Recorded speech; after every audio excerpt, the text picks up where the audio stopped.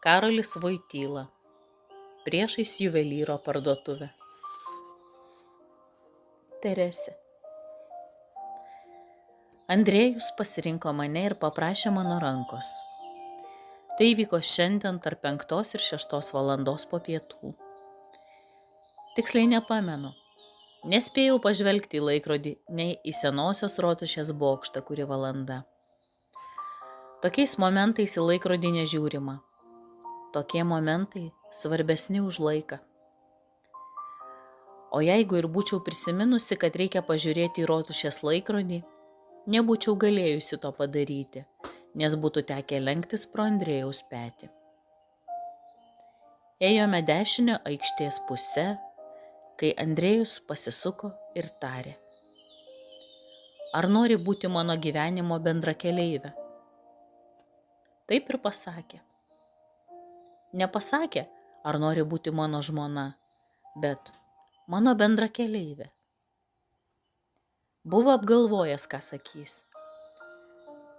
Sakė, žiūrėdamas tiesiai prieš save, tarsi bijodamas išskaityti, ką mano akyse, o drauge norėdamas pabrėžti, kad prieš mus kažkoks kelias, kurio pabaigos nesimato. Jis yra, ar bent gali būti, jeigu į jo prašymą aš atsakysiu taip. Atsakiau taip ne iš karto, bet po kelių minučių. Nors per tas minutės nieko nesprendžiau, nesvarščiau. Atsakymas veik buvo aiškus. Abu žinojome, jog jis liečia visą praeitį ir nusidriekia toli į ateitį, kad paskęsta mūsų būtyje lyg siūlas nėrinyje, norėdamas pagauti tą pagrindinę nėrinio kilpą. Prisimenu, Andrėjus neiškart į mane pažvelgė, bet dar ilgai žvelgė prieš save, tarsi įsižiūrėdamas į kelią, kuris mūsų laukia. Andrėjus. Ilgai ėjau iki Teresės, ne iškart ją radau.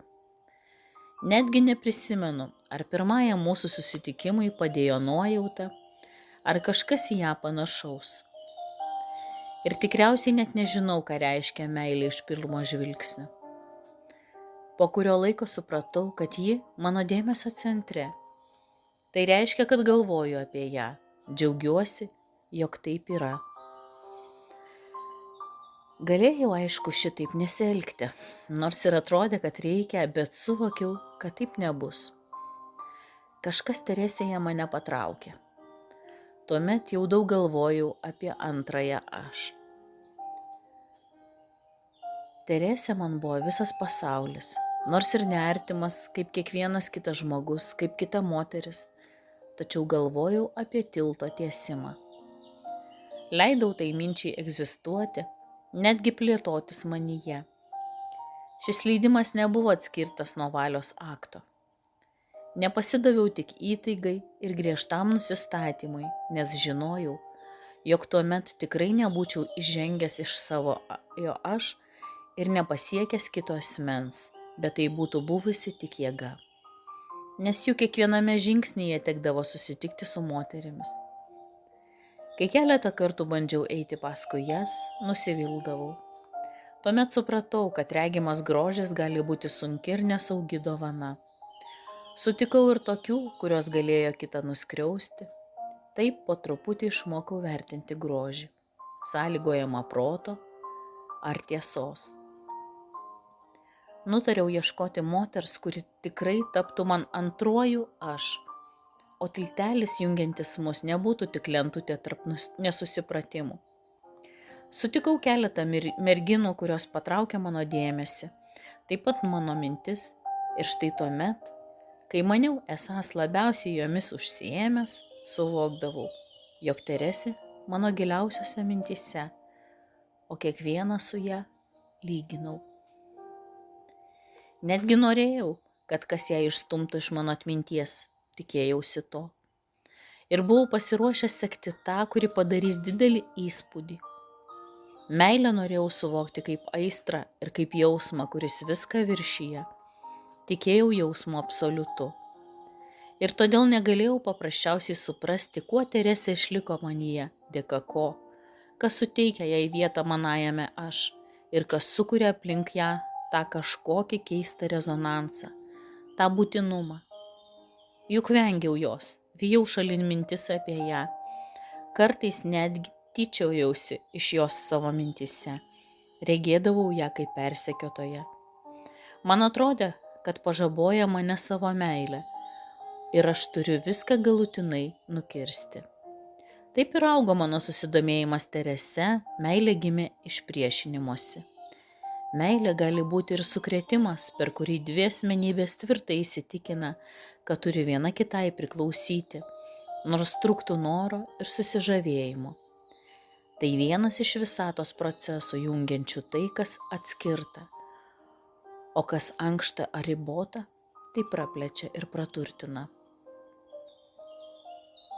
Teresė. Turiu prisipažinti, kad Andrėjaus žinia buvo man kiek nelaukta. Neturėjau pagrindo to tikėtis.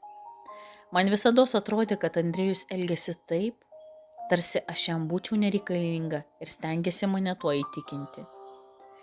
Jeigu iki galo jis nesugebėjo manęs įtikinti, tai tik todėl, kad jaučiau, jog kažko jam esu ir kad galiu jį mylėti. Netgi turbūt jį mylėjau, bet tik tiek. Niekad neišlikdavo manyje jausmas, kuris nerasdavo atsako. Šiandien vis dėlto pati savo galiu prisipažinti, kad tai man nebuvo lengva. Prisimenu vieną mėnesį, to mėnesio tokį vakarą iškilavome tuomet kalnuose. Visi buvome pažįstami ir puikiai susibičiuliavę, daugiau nei draugai, tai gerai supratome. Andrėjus tuomet labai atvirai domėjosi Kristina. Kelioniai tiesa man tas netrukdė. Visad buvau kieta kaip medis, kuris pirmiau supleišė ją nei išyra. Jeigu ir verkiau, tai priežastis nebuvo meilė, nors buvo sunku. Būtent tą vakarą, kai leidžiantis nuo kalnų mūsų užklupo naktis, niekad nepamiršiu tų ežerų, kurie pastojo mums kelią, kurių neišsemsi. Ta šviesią rugpjūčio naktį, nors mėnulio ir nebuvo, jie blizgėjo susimaišę su rūku. Visą tai išvydome taip netikėtai, kad to nepamiršiu visą gyvenimą. Ir išgirdome kažkieno šauksmą. Jis buvo panašesnis į dejonę, o gal į raudą. Sulaikę kvapą visi klausėmės, nesupratome, ar šaukė žmogus ar vėlyvas paukštis. Šauksmas kartojosi. Tuomet vaikinai sugalvojo atsiliepti. Per tylų, jau beveik miegantį mišką, per prasidedančią naktį sklido signalas. Jeigu tai žmogus, turėjo išgirsti. Vis dėlto anas balsas daugiau nebešaukė. Ir tuomet, kai visi nutilo, klausydamiesi ar neatsilieps, man toptelėjo kita mintis. Taip pat apie signalus. Prisiminiau tai vėl šiandien, žvelgdama į Andrėjų. Netoliese senosios rotušės mūsų mieste, šiandien, maždaug apie 5-6 valandą po pusiaudienio, kai Andrėjus paprašė mano rankos, tuomet ir pagalvojau apie signalus, kurie nepasiekė vienas kito. Tai buvo mintis apie Andrėjų ir mane, ir suvokiau, koks nelengvas gyvenimas. Ta naktį man buvo labai sunku. Nors tai iš tikro buvo puikiai, kupina paslapčių naktis. Viskas aplink man atrodė taip būtina ir taip harmonizavosi su pasauliu, tik pats žmogus pavargęs ir pasimetęs. Nežinau, ar visi žmonės, bet aš tai tikrai. Šiandiengi, kai Andrėjus paklausė, ar sutinki drauge eiti per gyvenimą, aš po 10 minučių atsakiau taip. Po akimirkos dar paklausiau, ar tiki signalais? Andrėjus. Teresė mane šiandien paklausė, Andrėjau, ar tiki signalais? O kai nustebintas klausimo net stabtelėjau ir susidomėjęs pažvelgiau į akis, jau 4 valandos mano sužadėtinės papasakojo man apie tai, kas sukosi mano galvoje nuo ano vakaro kalnuose. Kaip artima ji pasirodė man, Sužavėjo mane savo tokia plačia vaizduotė, o ir kantrybė, apie kurią net negalvojau. Ja juk ir šiandien galiu laikyti mūsų abiejų laimę. Teresė, Teresė, Teresė, manųjų minčių uoste. Jau ne tik spinduliai, bet tikroji šviesa. Ir suprantu, jog toliau nebežengsiu. Žinau, nieko nebeieškosiu. Baugina tik mintis, jog taip lengvai galėjau tave prarasti. Tiek metų buvai šalia, o nemačiau. Išdidžiai vengiau priimti tai, kas man nuostabiausia dovana. Tik po keleto metų praregėjau, kad keliai turėjo susilieti, neperskiriamai mūsų jungi. O tie keletas metų tai tuščias laikas, kad susiorientuotume komplikuotame signalų ir ženklų žemėlapyje. Taip turėjo įvykti. Šiandien regiu, kad mano mintis yra ir jos mintys. Ir galvoju apie liepto klojimą. Vakarais mūsų senajame mieste, spalyje anksti vakarai, vyrai palieka įstaigas, kur projektavo naujų kvartalų namus. Moterys ir merginos grįžta namo pakeliui aplankydamos parduotuves. Sutikau Teresę ties didelės parduotuvės, pilnos moteriškos avalynės vitrina. Sustojau prie jos tyliai ir nelauktai. Netikėtai buvome dviese, ties saulės zuikučiais žaidžiančia vitrina. Ir išvydome vienas šalia kito savo atvaizdus. Tame dideliame uždarytos parduotuvės vitrinos stikle, kur dar matėsi ir batai, ir gatve praeinantys žmonės, ypač tie, kurie stabteldavo, kad pažvelgtų į tą daugybę batų. Kai netikėtai taip save išvydome, čia gyvi ir realūs ten atspindžiai, aš nežinau kodėl, gal dėl paveikslo išbaigtumo, nors gal greičiau, kad paprasčiausiai to troško širdis, paklausiau. Ką mąstai, Teresė? Paklausiau labai tyliai, kaip lausia įsimylėję.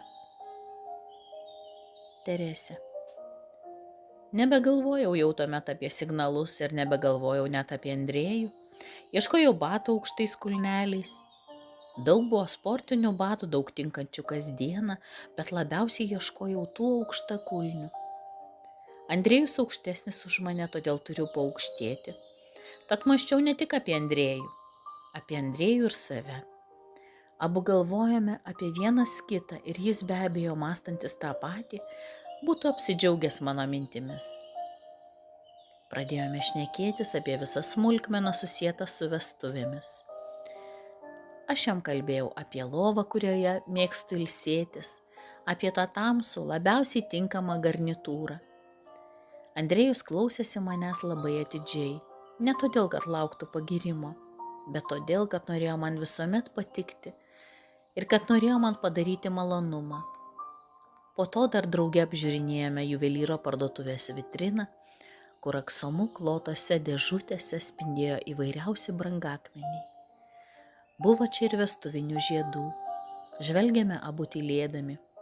Po to Andrėjus paėmė mane už rankos ir pasakė: Užeikime, Teresė, ir išsirinksime savo žiedus. Andrėjus. Vis dėlto iškart neįėjome. Netikėtai mane sustabdė mintis, kuri gerai, tai jautėme, kilo tuo pačiu metu man ir jai.